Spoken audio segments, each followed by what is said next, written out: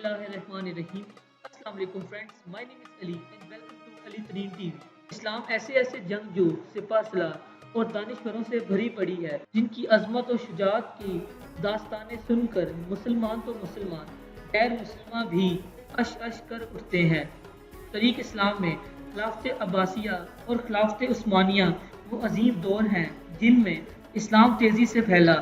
लिहाजा आज इस वीडियो में हम आपको सल्तनत उस्मानिया के एक ऐसे किरदार के बारे में बताएंगे जिसने 126 साल जिंदगी में इस्लाम के नाम पर कई जंगें लड़ी और लाखों काफिरों को जहन्नम वासी किया। ये शख्स कौन था और इसका ताल्लुक किस इलाके से था? आए इस्लाम के इस अजीम मुजाहिद के बारे में जानिए। मोअज़्ज़िज़ ख़वातीन और हज़रात, 13वीं सदी ईस्वी के आगाज़ में सल्तनत अब्बासिया के खात्मा हुआ। ये वो दौर था जब उम्मत मुसलमान एक नाजुक दौर से गुजर रही थी। इसके दौरान ही दुनिया के नक्शे पर एक नई सल्तनत उभरने शुरू हो गई। चंगेज खान की क़यादत में मंगोलियों से ताल्लुक़ रखने वाले एक खूनखार फौज ने अपनी सल्तनत की तोसी के लिए दूसरे इलाकों पर यलगार की तो देखते ही देखते इस फौज ने मशरकी यूरोप को फतह कर लिया।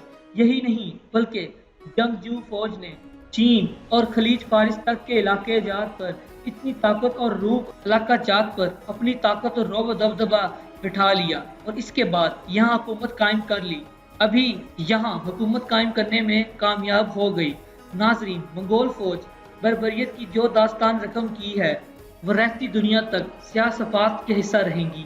मंगोल फौज ने तमाम तर होलनाकियों और कामयाबी के साथ एक मुसल्लह सख्त फौज के साथ तुर्की और ईरान की जानब रुख किया। यहाँ इन्होंने देखा कि तुर्क खाना बदोश थे और कबाइल में बटे हुए थे, ताहम इनमें काई कबीला न सिर्फ ताकतवर बल्कि इनके पास दानिशवरों और जंगजुओं की एक बड़ी जमात शामिल थी। मोअज़्ज़िज़ दोस्तों, काई कबीले के सरदार सुलेमान शाह को समझदार सिपहसलार माना जाता था, जबकि इनके बेटे गाजी अर्तुगरुल के बहादुरी और शुजाअत के किस्से भी तारीख का एक अहम हिस्सा हैं। ताहम काई कबीले की असल ताकत निहायत ही बहादुर शख्स को माना जाता था। मुहक्किकीन ने इस शख्स का नाम तुर्गत गाजी के तौर पर कुतब में दर्ज किया है। तुर्गत गाजी इस्लाम के इन मुजाहिदों में शामिल होते हैं जिन्होंने तकरीबन एक सदी तक इस्लाम की रोशनी को दुनिया के कोने कोने में फैलाने की खातिर कुफार से जंगें लड़ी। तारीख इन्हें इसलिए भी जानती है क्योंकि इनकी शुजाअत और बहादुरी बेमिसाल थी। इसके अलावा तारीख में लिखा गया है कि तुर्गत गाजी इतने बहादुर थे कि अकेले 20 आदमियों से लड़ सकते थे और अगर इनकी आंखों पर पट्टी भी बांध दी जाए तब भी वो आराम से लड़ लेते थे। नाजरीन, उर्दू ज़ुबान की तारीखी किताब में इनको नूर गुल से भी जाना जाता है। तुर्गत गाजी निहायत ही खूबसूरत और ताकतवर इंसान हुआ करते थे। दोस्तों, कुल्हाड़ी से जंग करने वाले इस जांबाज का कीमती और नायाब हथियार आज भी मिलिट्री के अजायब घर में मौजूद है और हजारों लोग इस कुल्हाड़ी को देखने के लिए आते हैं। तुर्गत गाजी को कुल्हाड़ी चलाने वाला माहिर जंगजू माना जाता है। अब आपको ये जानकर हैरानी होगी कि तुर्गत गाजी के हथियार को कदीमी हथियारों में पहले नंबर पर रखा जाता है और कहा जाता है कि अर्तुगरुल की वफात के बाद नूरगुल ने गाजी अर्तुगरुल के बेटे उस्मान गाजी का साथ दिया था। लिहाजा सल्तनत उस्मानिया की पहली जंग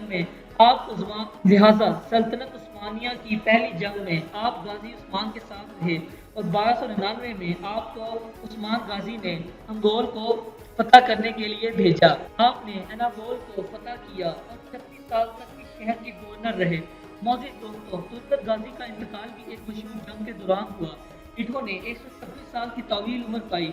चनाचा इनकी वफात पर वफादार दोस्त अर्तुगरुल गाजी के मकबरे में गाजी के दामन में दफन किया गया, लेकिन फिर किसी अहम वजह की बिना पर की लाश को एनागोल मुंतकिल कर दिया गया, जो सबसे पहले तुर्गत गाजी ने फतह किया था।